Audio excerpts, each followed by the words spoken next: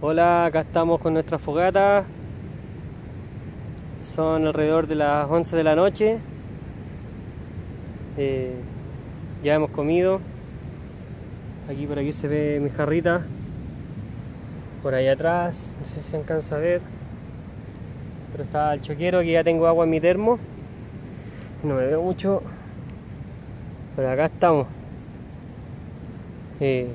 Ha caído agua, no ha llovido.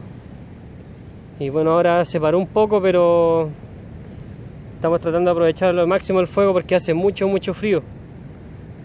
Así que pasaremos la noche de esta manera.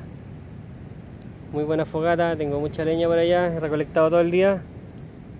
Y bueno, me despido de ustedes. Chao.